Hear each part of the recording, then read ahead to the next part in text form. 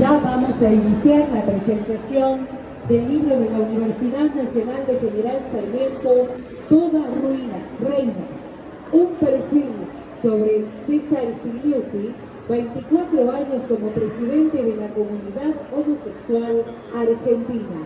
Estamos listos para dar inicio a esta presentación en nuestro espacio Orgullo y Prejuicio, donde van a encontrar una gran oferta y muestrario literario, como lo han hecho durante toda la jornada de hoy.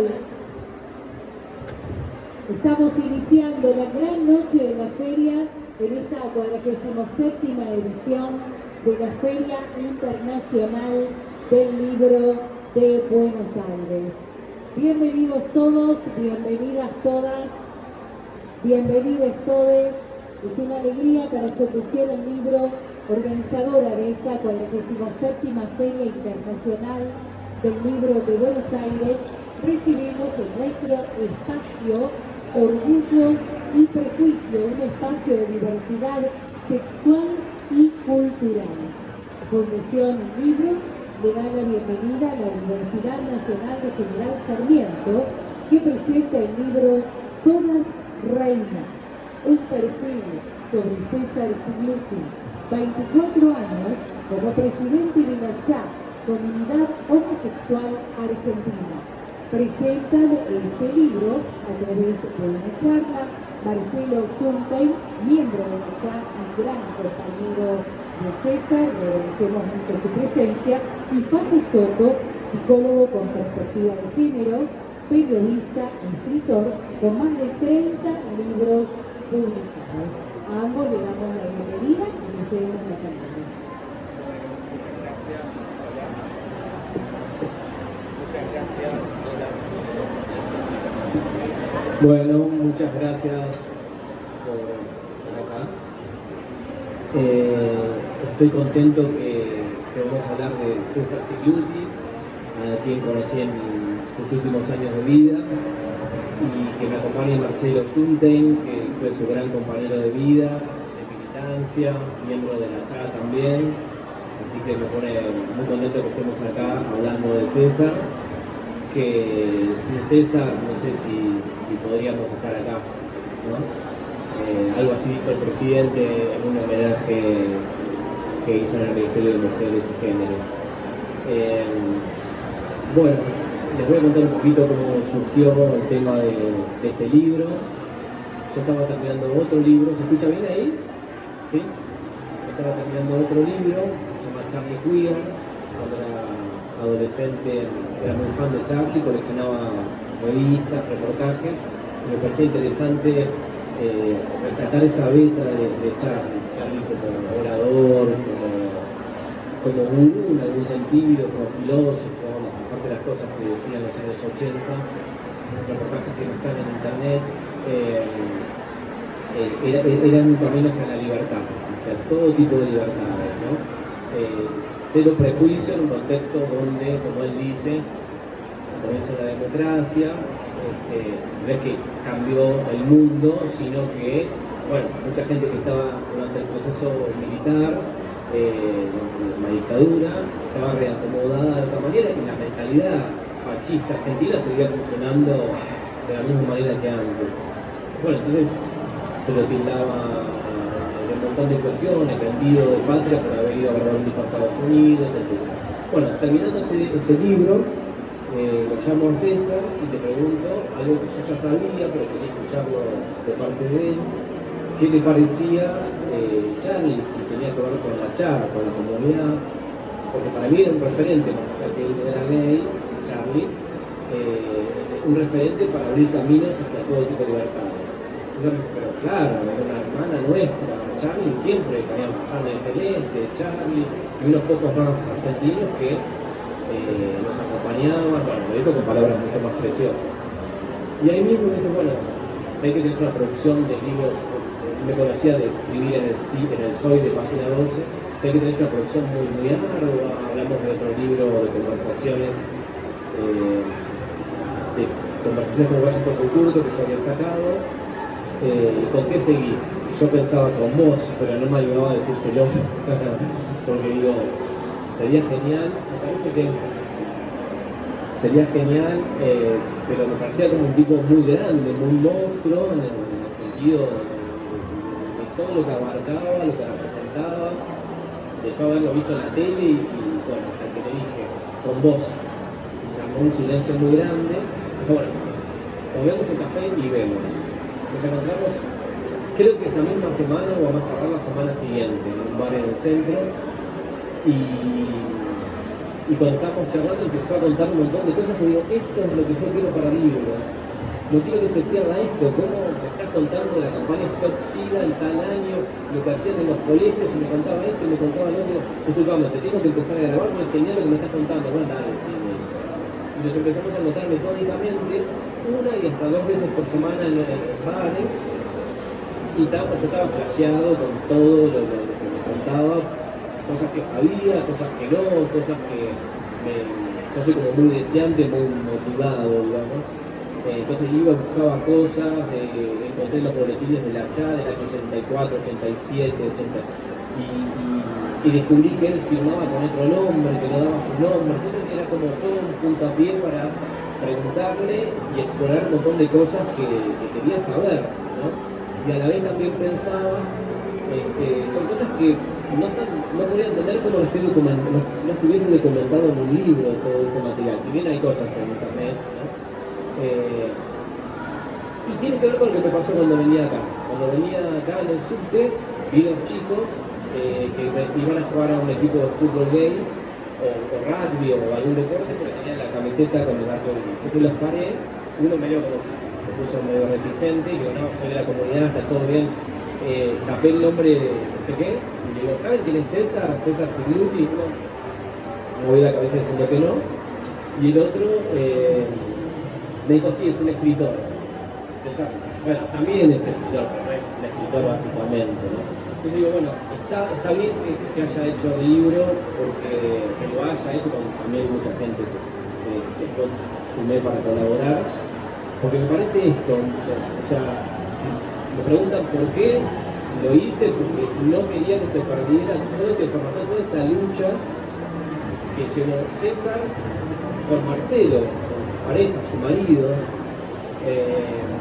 y ahora le quiero preguntar también cómo era en aquellos años esta visibilidad, que era un concepto estratégico que parece una pavada hoy en día, pero no lo es, ¿no? De salir a dar la cara y decir quién es uno, quién es una, quién es une, sin vergüenza con los riesgos que había en esa época, de perder el trabajo, de que te echaran de tu casa, de exponerte a que te golpearan, literalmente, golpes físicos, no solamente verbales.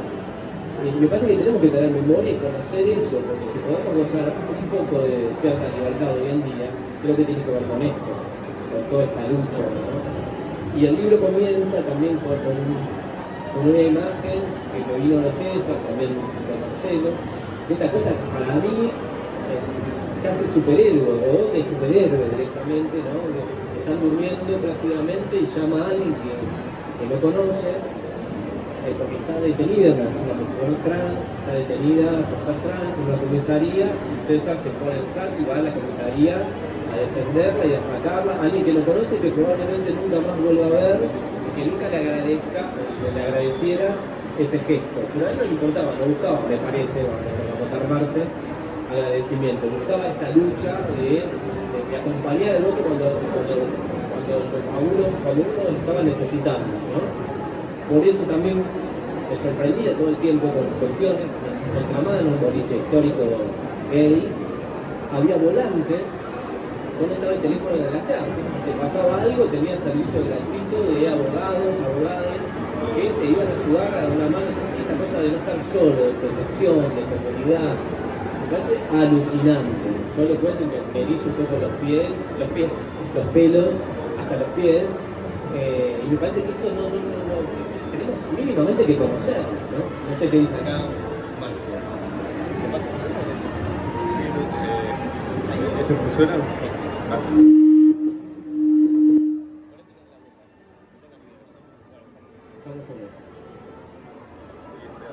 Este habría que apagarlo.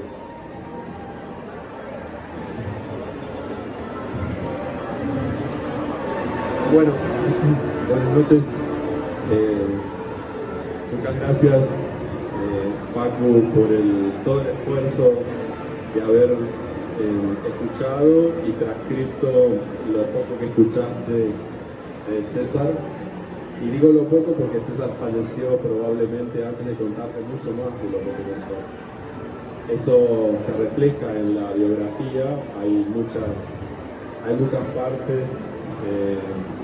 que contienen gran detalle y uno reconoce a César relatando esos detalles una y otra vez. Y hay otros momentos en que faltó el relato de César porque César falleció antes de completarte una cantidad importante de anécdotas. Hay mucho escrito, hay mucho en la biografía, eso es muy alentador. Sí, vamos a decirle perfil para que otros digan biografía. Es un gran perfil de César, de lo que Facundo pudo escuchar de César en los últimos meses, antes de su muerte. Hay mucho material para entender a César Sigliuti, y entender a César Sigliuti solo es posible si uno entiende a la CHA, o entiende algunos aspectos de la CHA. César siempre decía, a mí no me interesa hablar de mí, él no contaba anécdotas individuales, se resistía a los periodistas internacionales que decían, bueno, pero ¿cómo es tu vida personal? ¿Qué haces con tu pareja en tu casa? Decía, yo no hablo de eso, vamos a hablar de activismo. Claro, cuando yo le propuse esto, él lo que me dijo fue eso, dice, yo te tengo que hablar de la CHA, porque soy la CHA o mi vida está atravesada por la CHA. Digo, bueno, sí, es eso lo que me interesa. Dice, mi vida particular, personal, es muy pobre, no tengo nada para contar, o lo que tengo que contar es público, me dice, mi vida privada es pública, porque bueno, él puso su cuerpo para el activismo, no igual que vos. Todos los activistas, les activistas, les activistas de esa época, pagamos los costos de haber puesto la cara, el nombre y el cuerpo. En esa época se perdía el trabajo, se perdían los vínculos familiares. No sé si alguien recuerda la famosa frase, prefiero un hijo chorro, falopero antes que puto. Una frase muy común, muy escuchada. Sí, yo también prefiero un hijo muerto que un hijo puto. ¿La escuchaste? Esa sí que es fea, Sí. no escuché eso. Pero bueno, pero sí de ese tipo de frases, nos educaron con esas frases. Así que el nos también a mí. Nosotras nos tuvimos que deseducar, volver a educar, y no hubo excepciones. Todos discriminamos en algún momento de nuestras vidas. La cultura nos enseña. Y ahí el gran mérito de la CHA y el activismo. Pero volviendo a César,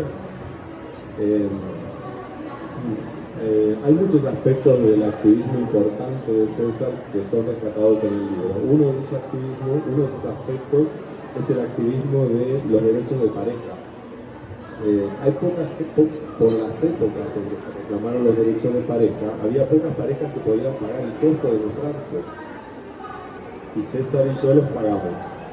Y había que ser pareja y decir somos pareja, decir nos amamos para poder reclamar el derecho de unión civil, el derecho de herencia, de pensión, de adopción y luego de matrimonio. Había que decir quiénes éramos. Había que estar frente a la cámara y decir nos amamos. Éramos mirados por todo el país, dos putos diciendo que se aman y que pretenden algún tipo de derechos. Eso fue el año 2000, cuando la CHA presentó el proyecto de ley de unión civil en la legislatura de Buenos Aires. Para la ciudad de Buenos Aires se volvió autónoma hace muy pocas décadas atrás y se escribió su constitución. Y inmediatamente escrita la constitución nos dimos cuenta que por la manera en que estaba redactada la ciudad podía regular uniones de hecho. Entonces fuimos con un proyecto extrañísimo que solo existía en ese momento en Francia y en 2 o 3 lugares más del mundo, llamado unión civil. Regulación de parejas de hecho. No se hablaba de matrimonio en esa época. Y ganamos la discusión, la CHA presentó el proyecto de unión civil, pero ¿por qué la ganamos? Y porque hubo una pareja que dijo, César y Marcelo se aman, Pero había que decir, César y Marcelo se aman en el año 2000 en televisión, César Sigluti y Marcelo Sunten. Así yo no conseguí más trabajo a partir de esa fecha. Volví a conseguir trabajo en el año 2007.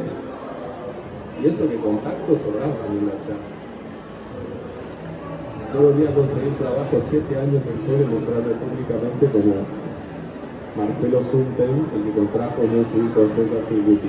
César no perdió trabajo porque trabajaba en la ANSES, trabajaba en el Estado. Ese fue el motivo por el cual no perdió trabajo. Bueno, esos son los costos que tiene el activismo de César. Escribir la biografía de César también es un poco escribir algo de la historia argentina, reconstruir algo de la historia argentina, reconstruir la historia de los movimientos sociales es escribir algo de la historia argentina. Y César tiene mucho que ver con el goce de nuestros derechos. Todos aquí, todas las personas que están caminando aquí, sin ninguna excepción, tienen hermanos, hermanas, sobrinos, sobrinas, nietos o nietas o amigos LGTBQ, personas con orientación sexual diversa, identidad de género diversa. Cada una de las personas que está, uno ya la firma, cada una de las personas que está. Exactamente. Cada una de estas personas que caminan acá tiene algún familiar que fue beneficiaria de la lucha de César Sigluti. Todos lo fuimos. Sí. Me gustaría que nos contaras un poquito esto de que comunidad homosexual argentina, y por ahí el primer prejuicio que aparece es una comunidad de hombres gays. ¿Había mujeres en la chat, personas trans? ¿Cómo era esa? ¿Había diversidad? ¿No había? Sí, la chat.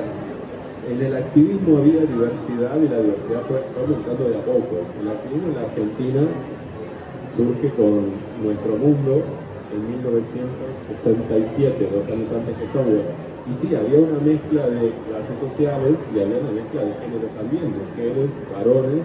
Las personas trans se incorporaron bastante tiempo después de debates, etcétera, etcétera. Así que la diversidad se fue incorporando, pero sí, y la visibilidad lésbica siempre fue mucho más costosa, más difícil que la visibilidad de los varones gays. Así que la palabra homosexual en esas épocas englobaba a toda la diversidad sexual. Y no había grandes quejas diciendo a mí no me representa la palabra homosexual, porque había que ir y decir, bueno, yo soy lesbiana, y bueno, y ahí ya cambiaba la cosa, porque había que ir y decir, yo soy lesbiana, la palabra que elijo es tal, bueno, era muy costoso ese tipo de discusiones públicas. Entonces se daba por entendido que la palabra homosexual no era el gran problema la palabra que nos representara. El gran problema era la represión policial, los golpes, la muerte, la segregación de las familias, la pérdida de trabajo. Inclusive hubo una mujer que fue por un tiempo presidenta de la CHA, ¿no? Mónica Santino. Está bueno ese detalle, digamos, también, ¿no? Y actualmente es Valeria Paván. Exactamente. La presidenta de la CHA ya por segundo periodo, por segundo periodo consecutivo. Sí, la CHA se definió como una organización de diversidad sexual y no quiso, deliberadamente no quisimos darle un perfil gay o lésbico, como hubo una tendencia en los años 90 a diferenciarse por identidades sexuales las organizaciones, o todos osos, osas, o todos varones gays, o todas lesbianas, o todos deportistas, más allá de que a veces en la función quedaba ameritada la diferenciación, por ejemplo en el deporte, a veces ameritaba la diferenciación, el tipo de rugby, el tipo de fútbol. En las organizaciones sociales, la verdad que la CHA siempre discutió que no, que todas, todes, si tenemos la convicción y tenemos el compromiso, podemos pelear por los derechos de todas, todos. Y actualmente eso se está entendiendo y comprendiendo en la articulación de movimientos. Por ejemplo, la aprobación de la ley del aborto libre, legal y gratuito no sería posible sin semejante articulación y llegar a entender que entre todas, todos y todes podemos sumar esfuerzos. En el libro está, pero bueno, está bueno que lo cuentes vos un poquito. ¿Cómo era el perfil de César como militante? Es interesante, yo le preguntaba, digo, a mí me gusta la palabra activismo y creo que hago activismo desde mi lugar, escribiendo. pero él prefería la palabra militante, ¿no? Tenía un padre que era militar, que lo apoyó, que estuvo en la revista Clarín, la revista Viva, la foto, creo que en la tapa de la revista, cómo era él como político, como activista. Mira, la palabra creo que está muy fuerte. La palabra activista es una gran discusión en el movimiento y yo particularmente uso la palabra activista. Nos diferenciamos de los militantes en la época de los 90, no solo porque estaba ligada a la palabra militar, era otra cosa. Tenía mucho que ver con que los partidos políticos detestaban a los putos, a las tortas, a las trabas en sus filas. Tenía mucho que ver con que no nos podíamos identificar con la palabra militantes políticos porque justamente los partidos políticos segregaban a las personas gays, lesbianas y trans. La izquierda empezó la primera autocrítica, la primera reflexión y fue el primer grupo político que empezó a incorporar a gays y lesbianas en sus filas, hizo una autocrítica. Era difícil llamarse militante cuando los militantes políticos te decían, no, yo puto no soy, lesbiano no, y el insulto masculino. La palabra militante, te digo la verdad, es que César la empezó a usar cuando Cristina y Néstor empezaron a hablar de la militancia y los militantes. Ahí la palabra militante se volvió amiga. Y ahí de César empezó a usar la palabra militante. Yo sigo siendo un acérrimo defensor del activismo, la palabra activista, pero me agrada la palabra militante porque hoy significa otra cosa. Hoy significa empatía por las diversidades, significa lucha por los derechos de todos y todes, significa más y mejor calidad y verdad para las mujeres.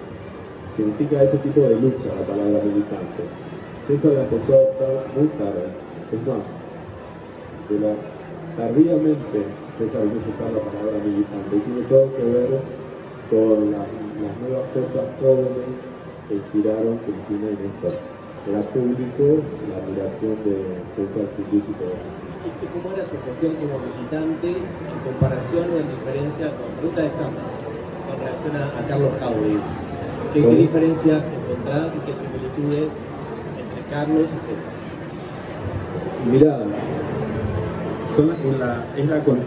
tarea es la continuidad de la otra. No existe un Carlos sin César ni un César sin Carlos, así como ocurrió en la historia. César continuó la visibilidad de Carlos, sin César probablemente habría quedado trunco el trabajo de Carlos Jauregui y probablemente su nombre ni siquiera fuera recordado, o recordado muy poco, o mejor dicho, valorado. No hubiera sido valorado de la manera que fue valorada. Si no se hubieran conquistado todos los derechos en los últimos años, ¿de qué habría servido la visibilidad de Carlos? O sea, la tarea de César Sigliuti y de los muchos activistas LGTBIQ que vinieron después y pusieron fueron las que le dieron el valor increíble a la tarea de Carlos, que fue la visibilidad. Ahí es cuando la visibilidad tuvo un sentido. Todos los derechos que tenemos vienen por la visibilidad. Si no se hubiera creado, inventado y practicado la visibilidad, no habría nadie que hubiera reclamado un solo derecho. Nadie iba a decir soy gay, quiero casarme, ¿se entiende? Porque además de que si soy gay me llamo Marcelo Zunte, vivo en Novedad, que es mi mamá, mi papá, mi hermano, que no están en esta unión civil, que no están acá porque no comparten la idea de que yo tengo estos derechos. De hecho, mis padres no estuvieron en la unión civil con César. Entonces, yo diría que es la continuidad uno del otro.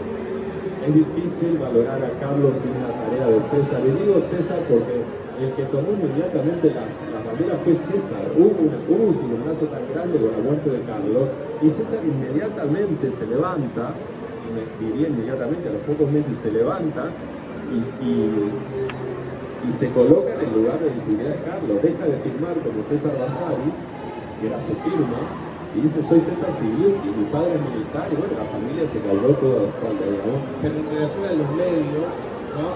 Son como perfiles distintos, ¿no? Por ejemplo, César hablaba de orgullo marica, identidad marica, como se definía, ¿no? Que no sé si Carlos se definía de esa manera. Mira, los dos, Carlos y César, son productos colectivos. Carlos y César son figuras colectivas, son construcciones colectivas. Ninguno de ellos inventó nada propio.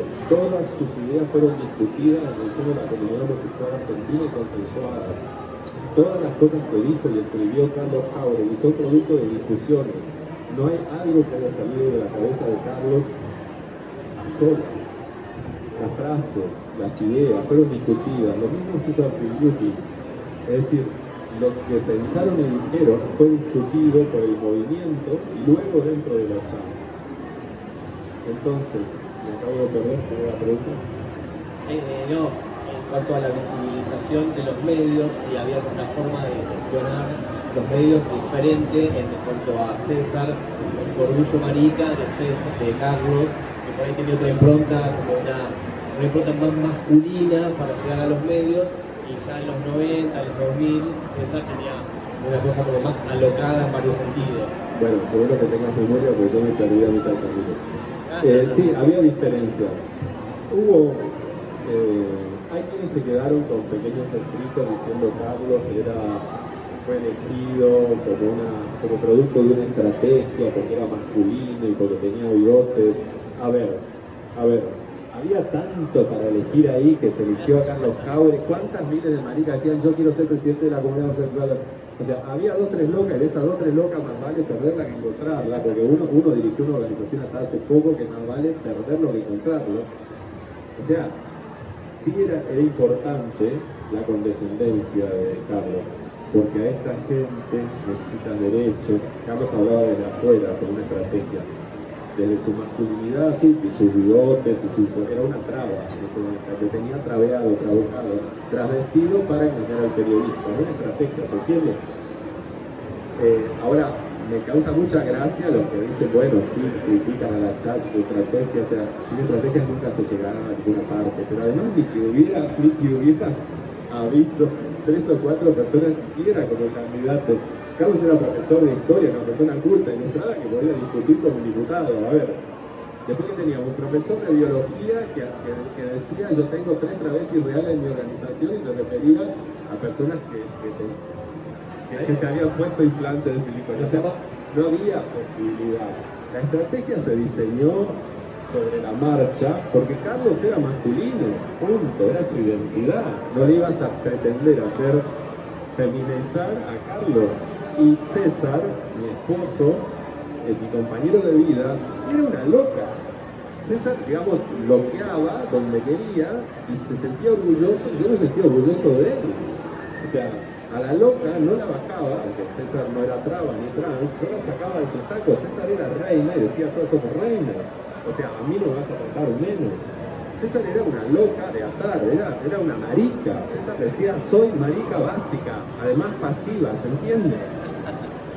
Ese era mi César, yo me sentía muy orgulloso de eso. Hay anécdotas muy lindas que cuentan cuando yo no se las sacaba para pedirle cigarrillos, ¿no? Cómo respondía y el efecto que producían los demás, que nunca era un efecto de violencia, sino de empatía. Tenía algo que a mí me pasó y con la gente que hablé también, que enseguida sentías como que lo conocías de toda la vida y podías contarle cualquier cosa que sabías que te iba a comprender. Tenía un imán como pocos tienen, como te puede pasar con Charlie, con gente que realmente tiene algo especial de líder o no sé de qué, que te manda, que te despierta confianza y algo único, ¿no? Quien conoció a César lo quiso a César. Claro. No sé qué tenía, no tengo idea, es un carisma, sacaba siempre el cariño dentro tuyo, vos lo escuchabas y te sentías primero apaciguado, contenido y lo querías. César se enojaba con vos y te retaba y vos no te sentías retado. César me retaba a mí y yo no me sentía retado, decía, ¿cómo hace? Yo tengo que aprender cómo hacer, porque yo me enojo, reto y Hay un video en YouTube de la época del matrimonio igualitario que se estaba peleando por la ley, que hay un diputado, cavernícola, y dice, bueno, entonces lo próximo que van a pedir es que los humanos se casen con animales. ¿no? Y con la templanza que escuche, con la ironía que responde. Yo que acá es maestro, tengo que aprender de la diplomacia de este señor. Yo me hubiese saltado la yugular, ¿no? La pones de punta. Genial. César tenía una capacidad muy bien desarrollada que tenía que ver porque era profesor en letras, fue asesor del ministro de Trabajo muchos años, asesoraba a Carlos Jáuregui también en el discurso. Carlos era profesor de historia, César era profesor de literatura y letras. Se retroalimentaban, se criticaban, se filmaban. César estaba siempre atrás de Carlos, criticándolo para que sea mejor, para que se expresara de otra manera y sobre todo las ideas. Vos me dijiste diferencias entre César y Carlos. No solo era que Carlos era masculino naturalmente, como puede ser cualquiera, y César era una loca de atar como era y lo reivindicaba. Había otras diferencias y que César era mucho más atrevido, digamos. César no iba por el consenso mayoritario, César iba por la vanguardia. Y una gran discusión fue si cuando se hacía la primera marcha pública se iba a llamar Marcha de la Dignidad, porque quedaba re bien dicho dignidad, porque hay que recordar que en esas épocas estaban en boga, empezaban a escribirse, a redactarse, a aprobarse los tratados internacionales, y se hablaba de la dignidad humana, los derechos humanos, la dignidad humana, la posguerra. La palabra dignidad siempre quedaba bien, la usara que la usara. Entonces, marcha de la dignidad, no importa lo que reclamaras, era una cosa seria. Y César decía, no, marcha de la dignidad, no, marcha del orgullo. Es orgullo de ser puto, orgullo de ser loca, y no está inventado y tenemos que salir a decir que es orgullo, la dignidad está Frente a inventada. la vergüenza que nos hicieron creer, Exacto. la respuesta es el orgullo, ¿no? Bueno, Carlos terminó convencido por la marica se empecinó, César se empecinó, fue en marcha del orgullo, y salen ahí distintas síntesis, por ejemplo, esta frase que elaboran y que Carlos la Chá se la asigna a Carlos, el orgullo es la respuesta política a la vergüenza del hay algunas variantes, pero la Chá se la asigna. De muchas maneras hay otras frases célebres que la Chá se lo asignó a otras personas. En el origen de nuestra lucha está el deseo de todas las libertades, pertenece a Alejandro Modarelli, y la Chá se la devolvió, la frase hace pocos años. Pero antes se acuñaba con la frase de la Chá, es la frase emblema de la Chá. Los membretes de cartas dicen, en el origen de nuestra lucha está el deseo de todas las libertades. Que haga una frase nuestra, hasta que un día dijimos, no, hay que devolverle a Alejandro Modarelli, a la marica, hay que devolvérsela, y ahora ponemos Alejandro Modarelli. Hay interesantísimas discusiones. Había debates internacionales. A ver, esto no surgía de la sapiencia y la intelectualidad argentina. Estas eran discusiones en todo el continente que se dirigían por cartas. No existía WhatsApp, no existía tiempo real, eran cartas que venían por barco. Y se discutía en Europa, se discutía en Italia, se discutía en Bélgica, se discutía en Holanda, en Francia, y esas cartas llegaban. Eran discusiones en todo el continente. Entonces, Carlos se posicionaba de un lado y César de otro muchas veces. Por ejemplo, el caso de dignidad tuvo orgullo, y ganó orgullo. Había otras discusiones también muy ricas. Una de esas discusiones era si era un movimiento o era una comunidad.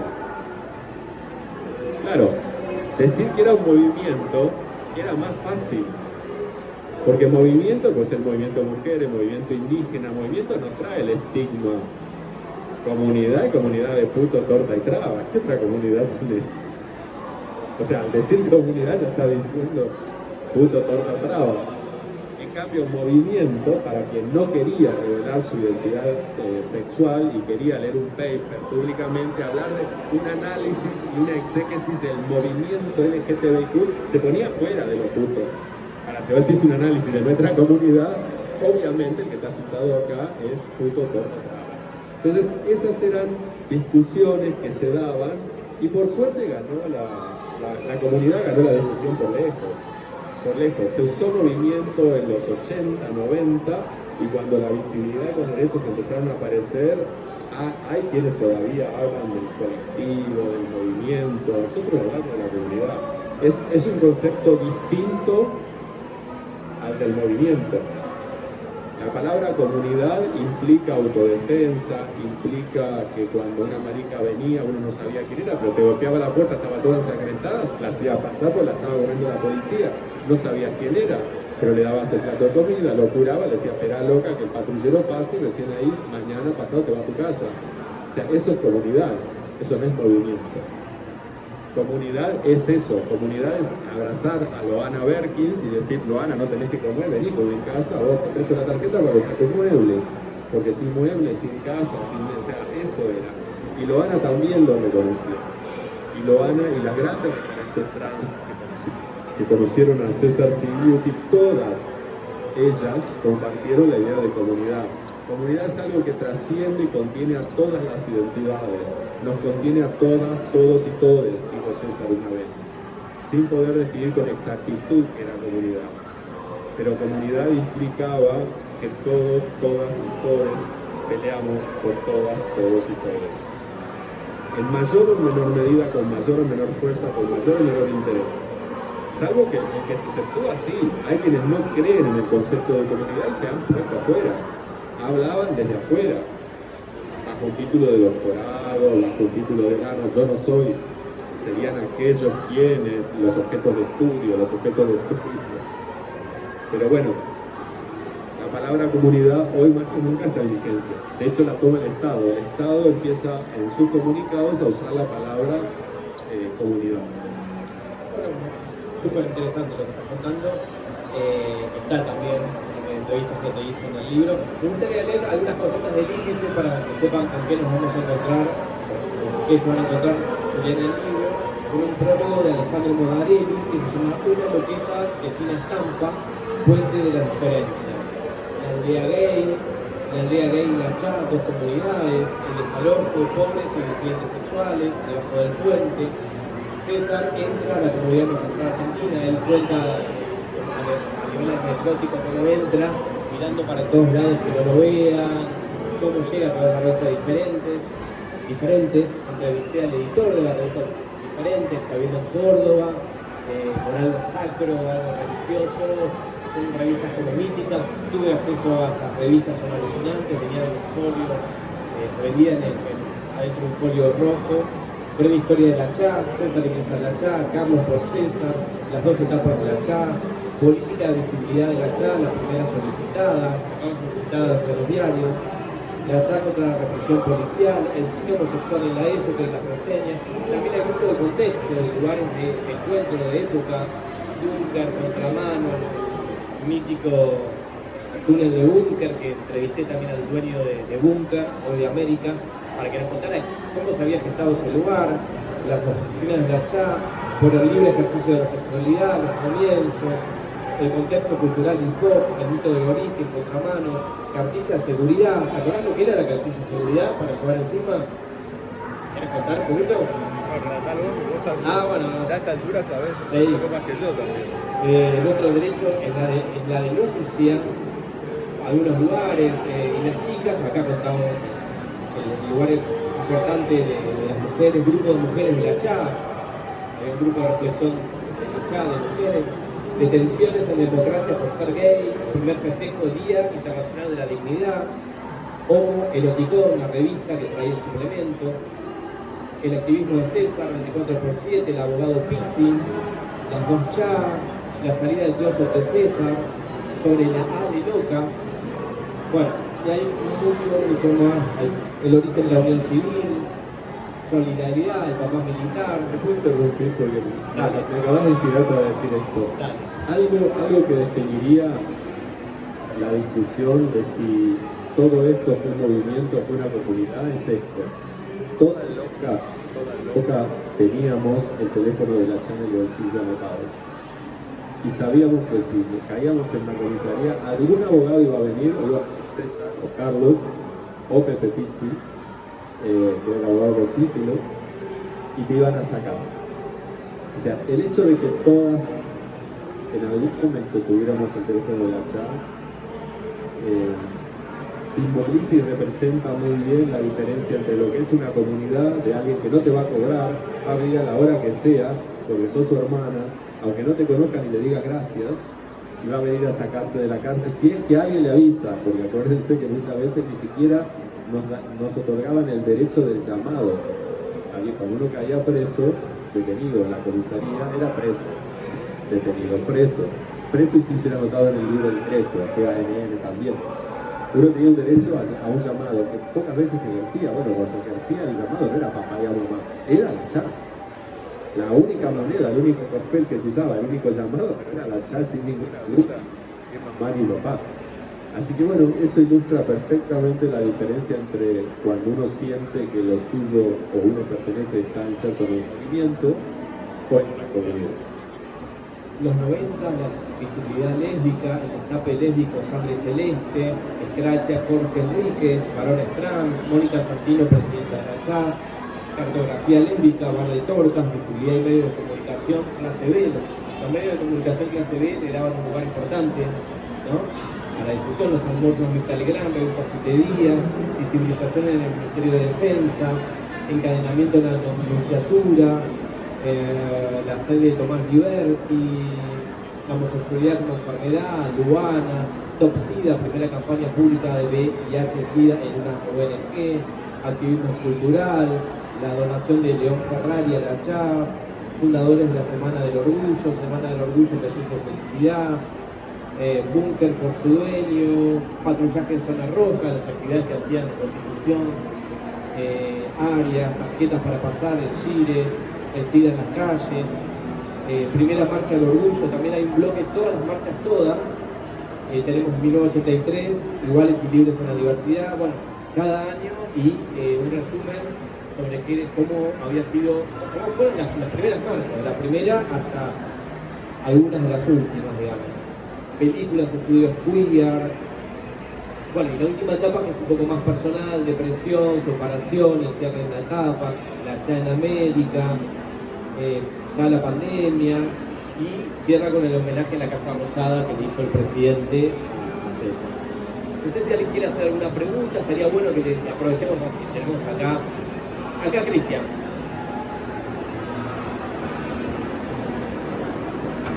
Más que una pregunta, quería hacer un comentario a propósito de la idea de comunidad. Me parece que la idea de comunidad abraza, cerca, es muy grande, pero además es profundamente política. Y a mí eso es muy importante. A mí la idea de comunidad versus la de movimiento es algo un poco más delegado hablando políticamente en estos proyectos. Sí, digamos, bueno, no puedes decir eso y esperar que se acabe la discusión. Sí, el afecto y el cariño por una loca desconocida que golpeaba tu puerta, así que viniera de Brasil o venía corriendo de la policía y vos abrías la puerta y era así, uno abría la puerta, no sabía, decía loca, mirá, después era la policía y vos no le pedías documento, le hacías entrar, le dabas de comer, le dabas su lugar para dormir hasta que se fuera. Y no le preguntabas ni el nombre, y no sabías si la volvías a ver. Esa empatía, ese amor por el otro se rescata tardíamente ya y viene del rescate de la mano de las mujeres. Se va Perón y Cristina Kirchner, que empiezan por el amor por los descamisados, por el amor de Rotalórigo. O sea, estamos hablando de cuestiones más que rayan ahora al feminismo, que se discuten más dentro del feminismo, una política distinta, menos violenta, con más... Bueno, las grandes lideresas de este país rescataron el amor como un valiosísimo instrumento político de lucha. De hecho, Cristina, con el amor derrota al odio, claramente llamó a cerrar lo que se dice, y para mí no existe, la grieta es un invento. Existen diferencias, existen odios, pero le dicen grieta a los odios históricos. Entonces, lo importante es que las grandes estrategas mujeres se ocuparon de rescatar el valor del amor como herramienta política. Y los varones siempre se encargaron de rescatar el odio y la venganza. Por odio y por venganza se tomaron territorios, se asesinaron contrincantes. O sea, la política marxista tiene mucho que ver con el odio y la venganza, y la política que traen las mujeres de la mano tiene más que ver con el amor, la aceptación, etc. Hay enormes diferencias para analizar sobre esos tipos de política, y estoy seguro que en el futuro los conceptos de comunidad se van a fortalecer más todavía. O sea, me parece muy buena la declaración que decir, la empatía, el afecto, el cariño constituyen herramientas de lucha política que la comunidad lo tuvo, y por eso ganamos. Por eso ganamos todos los derechos. Porque hubo empatía, amor, fraternidad y lucha conjunta. Así fue como ganamos. Bueno, yo quiero agradecer a la gente de la Universidad Nacional de General Sarmiento que están acá, que apoyaron el libro, que lo trabajaron muchísimo para que no haya ergatas de tipeo, que a veces escribo muy rápido, bueno, y todo el proceso de edición, de la tapa, etcétera, así que sumamente agradecido realmente. También al Marce, que se vino de Bragado, no, de Coronel Bogado, un montón de kilómetros. Y si no hay ninguna pregunta más, me gustaría cerrar con un pequeño párrafo que escribió Alejandro Modarelli para el libro, que dice: celebro leer estas páginas escritas por Facu Soto, los testimonios de César y de quienes lo conocieron o quisieron. Vivificar su rostro, tensionar su voz y las trazas del contexto histórico es lo que se propone el autor en esta biografía, la única, la primera, y por eso mismo tan justa y tan a tiempo. En una época en la que pareciera haber una preselección de aspirantes a ser próceres del movimiento. Esta biografía o perfil tan laboriosa, que tanto agradezco, irá develando al lector o la lectora los meandros de una personalidad carismática, un liderazgo generoso que debe ser homenajeado junto al de los grandes. Debe ser cabecera de playa contra quienes buscan su olvido como sujeto esencial del movimiento LGBTI+ de la Argentina. Alejandro Modarelli. Bueno, muchas gracias por estar acá. Muchas gracias. Y muchas gracias a la Universidad General Sarmiento por la valentía de rescatar la historia argentina, una parte de la historia argentina.